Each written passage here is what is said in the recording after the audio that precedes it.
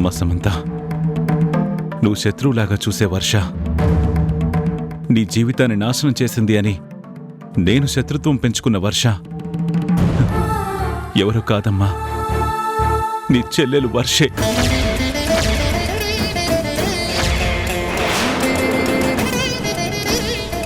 నీ రక్తం పంచుకొని పుట్టిన నీ సొంత చెల్లెలు.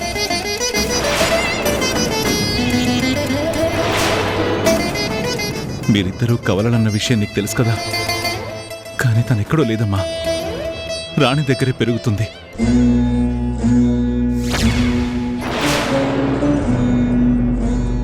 ఆ రాణి కూడా ఎవరూ కాదమ్మా, కీర్తి. ఇన్ని రోజులు వాళ్ళు మన కళ్ళ ముందే ఉన్నా మనం గుర్తించలేకపోయాం.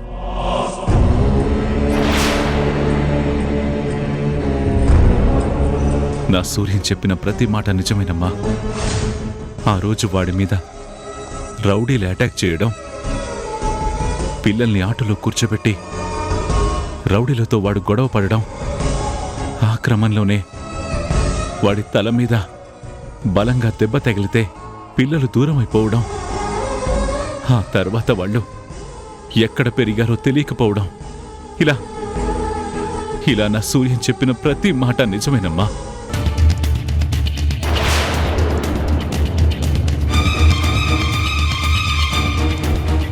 ఆ పిల్లలే రాణి వర్షాలుగా మనకు పరిచయం అయ్యారు.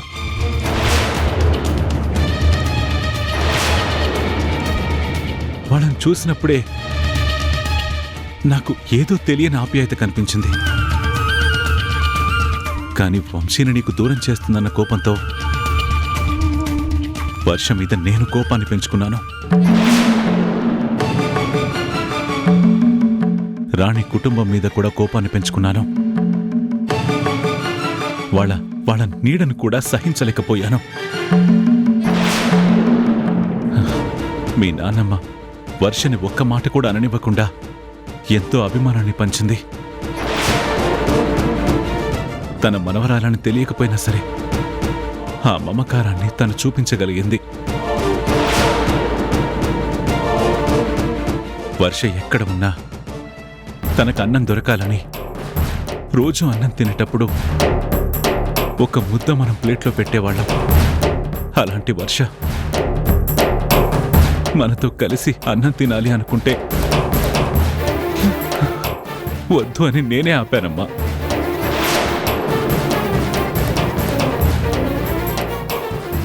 ఈ తాతయ్యనమ్మా ఆ మనవరాల్ని అవమానించింది, బాధ పెట్టింది నేనేనమ్మా.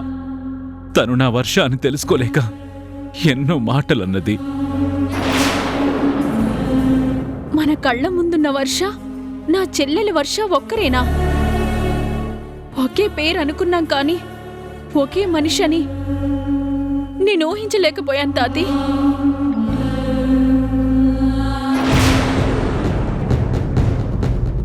ఎన్ని రోజులు తెలియని నిజం ఇప్పుడెలా తెలిసిందన్నయ్యా?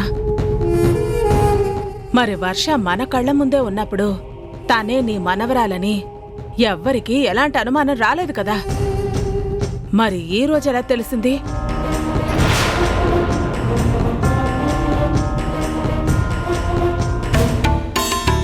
నాకు రోడ్డు మీద వాళ్ళ చిన్నప్పటి ఫోటో కనిపించింది. ఆ ఫోటో ఆధారంగా నేను ఎంక్వైరీ చేస్తే అది రత్తమ్మ తీసుకొచ్చింది అని తెలిసింది. రత్తమ్మని అడిగాను.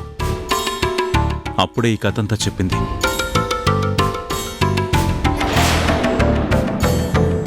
ఇన్నాళ్ళు మన కళ్ళ ముందున్న వాళ్ళు ఎవరూ కాదు, మనవాళ్లే అని నాకప్పుడే అర్థమైంది.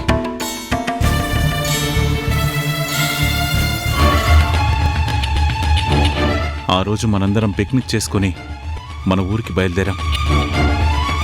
కానీ ఒక గుడి దగ్గరికి వెళ్ళొస్తామని దేవరాజు, అతని భార్య రఘు, సీత కూడా వెళ్లారు. వాళ్ళెక్కిన కారు వాళ్ళకి యమపాశంగా మారింది.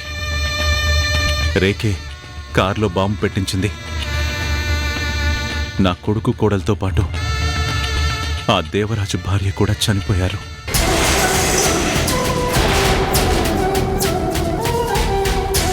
కాని వాళ్ల కూతురు కీర్తి సూర్యం దగ్గరే ఉండిపోయింది. మేమందరం కారులో బయలుదేరి వెళ్తున్నప్పుడు సూర్యం కార్ రిపేర్ చేసుకుని వద్దాం అనుకునేసరికి రౌడీలు దాడి చేశారు.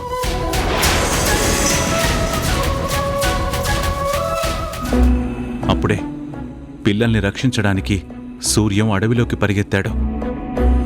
తర్వాత ఒక ఆటో ఎక్కించి పిల్లల్ని తప్పించాడంట. ఆ పిల్లలు రత్తమ్మకి దొరికారని రత్తమ్మే నిజం చెప్పింది.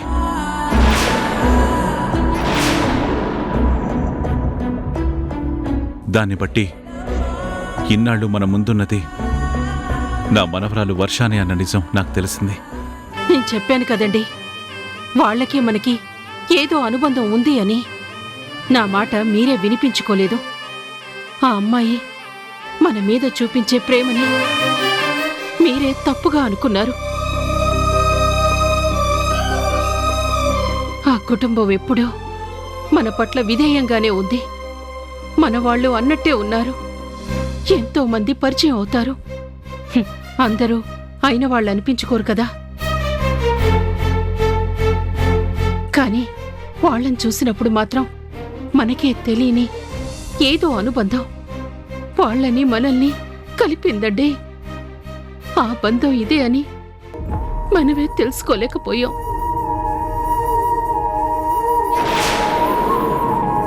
మన రక్తం మన కళ్ళ ముందే ఉందని ఊహించలేకపోయాం. అవును పూర్ణ, ఏ మనవరాలు కనిపించాలని ప్రతిరోజు ఆ దేవుడికి దండం పెట్టుకున్నామో, ఏ మనవరాల్ని దూరం చేశాడని ప్రాణ స్నేహితుడైన సూర్యం మీద నేను పగబట్టానో,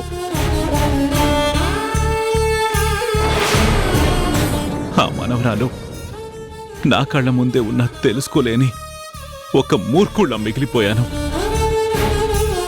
ఇప్పుడు తననన్న ప్రతి మాట తలుచుకుంటూ ఉంటే నాకు తట్టుకోవడం చాలా కష్టంగా ఉంది పూర్ణ. ఇప్పుడే వర్షాన్ని పిలిచి నేనేనమ్మా మీ తాతయ్యని అని ఎలా చెప్పాలి పూర్ణ?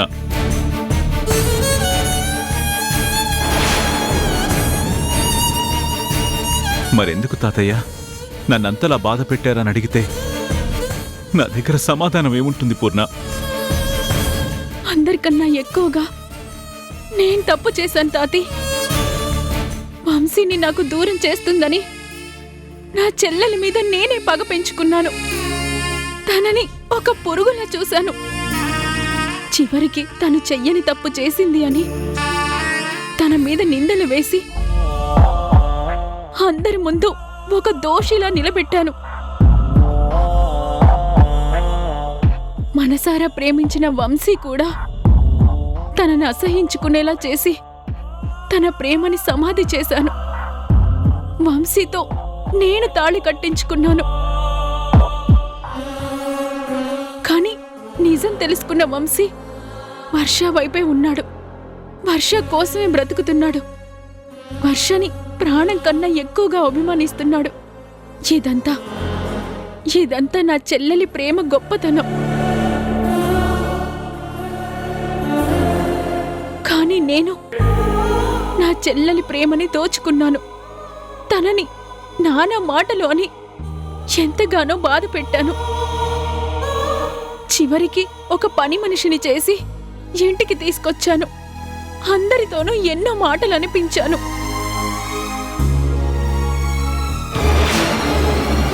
అయినా చూసావా తాతి, నా చెల్లెలు ఎంత గొప్పదో. మన ఎన్ని మాటలంటున్నా తను మాత్రం నవ్వుతూనే భరించింది. మనతోనే ఉంది. ఇప్పుడు నా వర్షకి నా మొహం ఎలా చూపించాలి తాతి?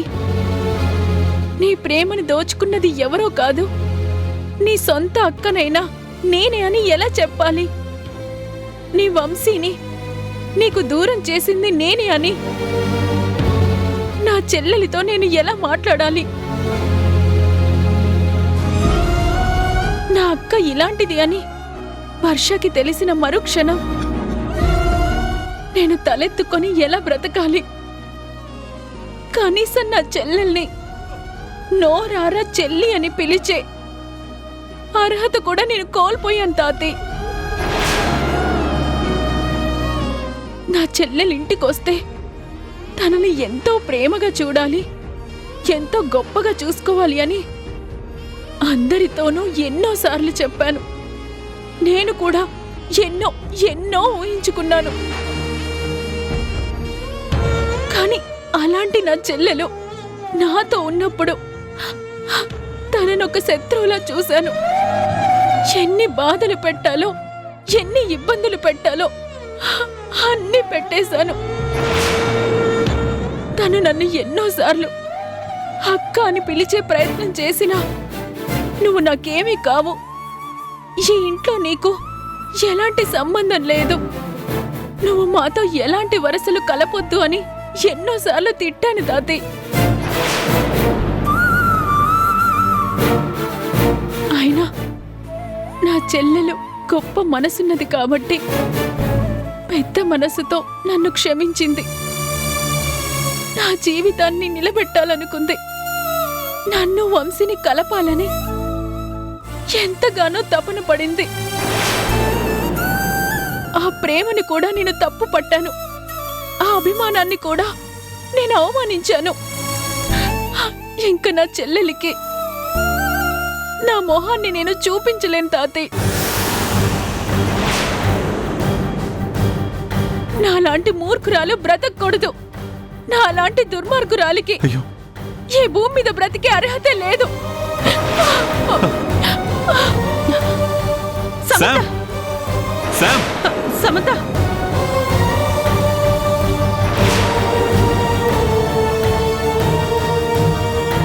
శామ్! శామ్! శామ్! అమ్మ శామ్! శామ్! అమ్మ శామ్! శామ్! శామ్! సమంత! అమ్మ సమంత!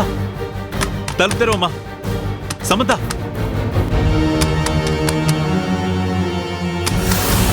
సమంత, సమంత! సమంత, తలుపు తీయమ్మా. శామ్! సమంత,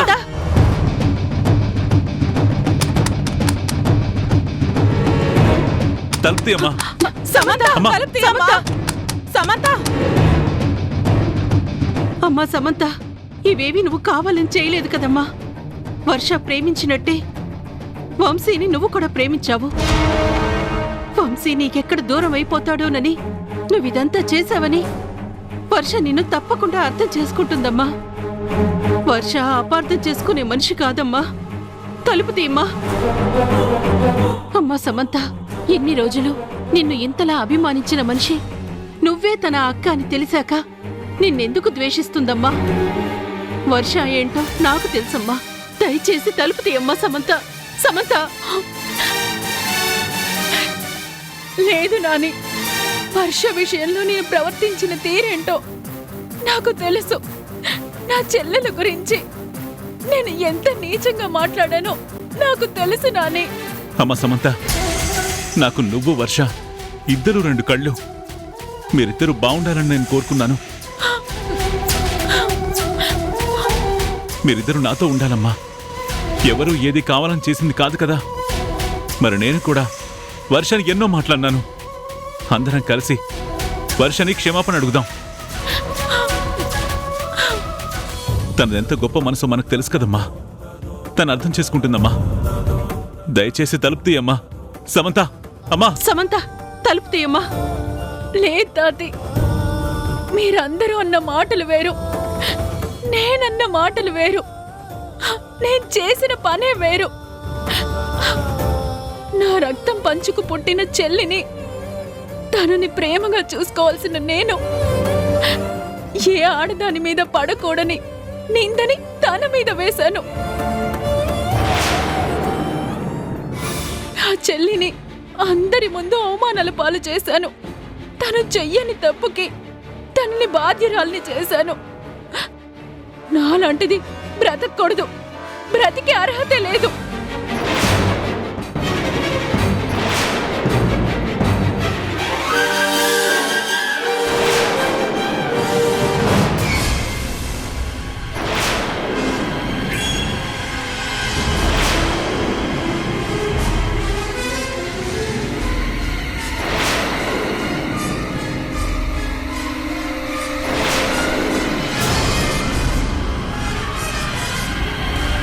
అమ్మా అమ్మా సమంత సమంత సమంత అమ్మా అమ్మా సమంత అమ్మా సమంత అమ్మా సమంత నా మాట వినమ్మా అమ్మా సమంత తాతయ్య మీరంతా ఎంతో గొప్పవారు. అమ్మ నాన్నలు కూడా ఎలా ఉంటారో అన్న ఊహ కూడా రాకుండా ఎంతో అపురూపంగా పెంచారు.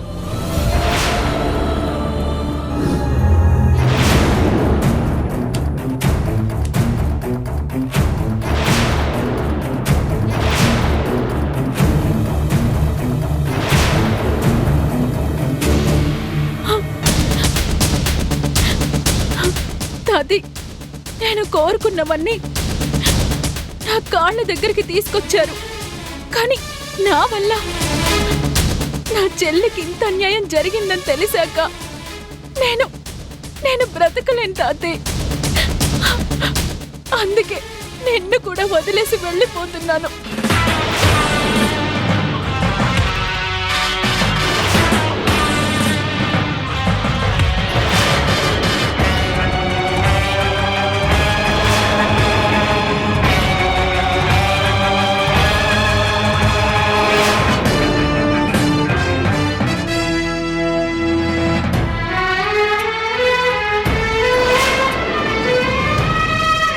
అమ్మా సమంత నా చెల్లెలికి నేను క్షమాపణ చెప్పానని చెప్పు తాతి.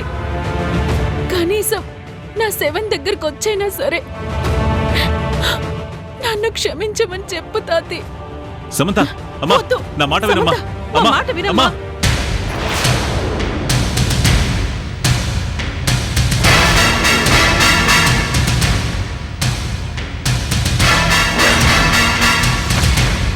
సమంత అమ్మా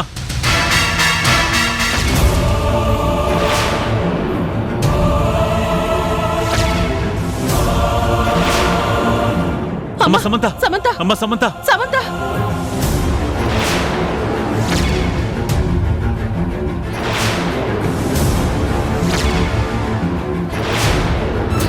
నా మాట వినమ్మా మా మాట సమంత వినమ్మా. సమంత సమంత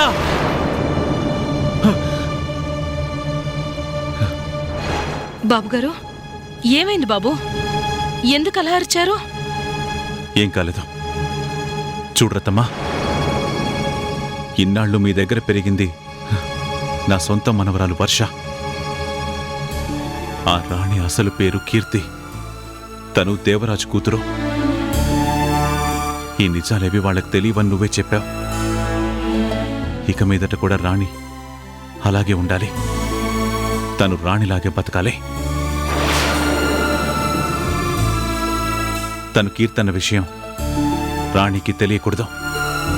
తన చెల్లెలు వర్ష నా మనవరాలు అన్న సంగతి కూడా రాణికి తెలియకూడదు. ఈ విషయం నువ్వు ఎవరికీ చెప్పకూడదు. ఇక్కడే మర్చిపోవాలి. అదేంటి బాబు గారు అలా అంటున్నారు? ఏ మనవరాలు కోసం అయితే మీరు ఇన్నేళ్లుగా వెతుకుతున్నారో ఆ మనవరాలు వర్ష అని తెలిసాక ఎవ్వరికీ చెప్పొద్దని ఎందుకంటున్నారు బాబు? రాణి చాలా గొప్పింట్లో పుట్టిన మనిషి అని మీరే చెప్తున్నారు. మరి అలాంటి ఆడపిల్ల ఒక చిన్న హోటల్ నడుపుకుంటూ కుటుంబాన్ని పోషించింది. ఒక మంచి వ్యక్తి ప్రేమించి పెళ్లి చేసుకున్నాడు కాబట్టి తన జీవితం ఒక రకంగా బాగానే ఉంది. ఇంకో బాబిచ్చిన ఫ్యాక్టరీ నడుపుకుంటూ కుటుంబాన్ని పోషించుకుంటున్నారు. మరి ఇంత స్థితిమంతురాలైన ఆ పిల్ల ఇలాంటి పరిస్థితిలో ఉందని చెప్పకుండా ఎలా ఉండమంటారు పాపం? తన గతమేంటో తెలుసుకోవాలని తనకి ఉంటుంది కదా. అందరికీ గతం తెలుసుకోవాలని ఉంటుంది, కానీ చెప్పొద్దని చెప్తున్నాను కదా. ఈ నిజం నువ్వు ఎవ్వరికి చెప్పడానికి వీల్లేదు. ఇది ఇక్కడితో వదిలే. లేదు బాబు గారు, నేను ఇన్నేళ్లుగా ఈ ఫోటో గురించి ఆలోచించింది రాణికి సంబంధించిన వాళ్ళెవరో తెలుసుకోవాలని. మమ్మల్ని అందరినీ ఎంతో అభిమానంగా చూసిన నా కూతుర్ని తన కుటుంబానికి అప్పగించాలని నేను ఎదురు చూశాను. తనకి తల్లిదండ్రులు లేరు అంటున్నారు. అయినా సరే తన కుటుంబం ఇది అన్న నిజం నా కూతురికి తెలియాలి.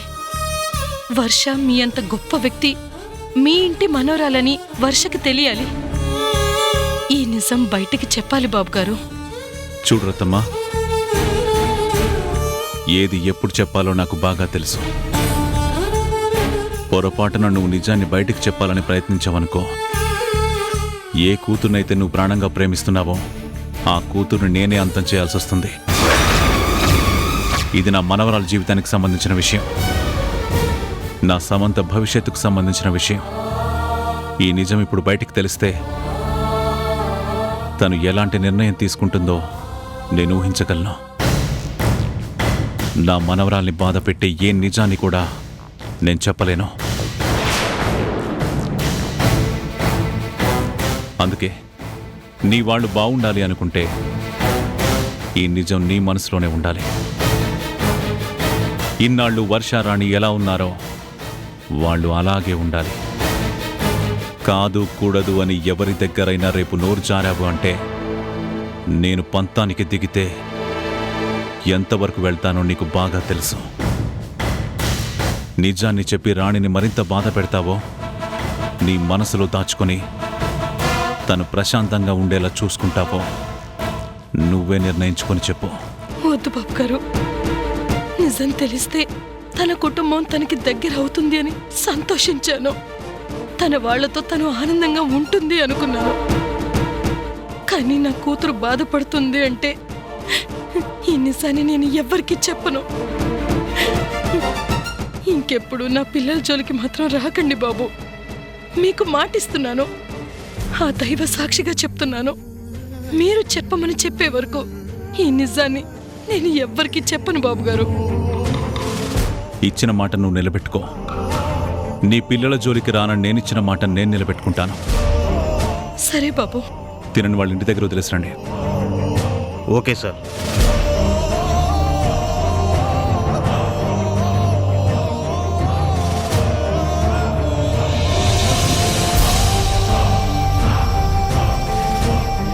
అమ్మ వర్ష,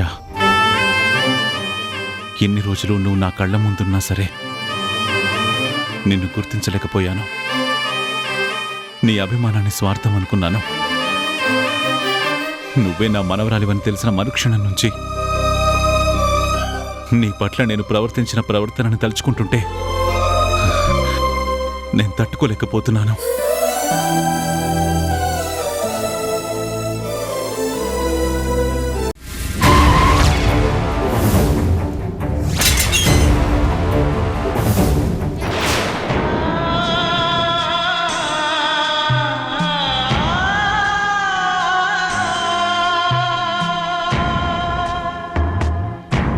నన్ను క్షమించరా. నీ విషయంలో నేను ఎంత దారుణంగా ప్రవర్తించానో తలుచుకుంటుంటేనే నా కన్నీళ్ళు ఆగట్లేదురా.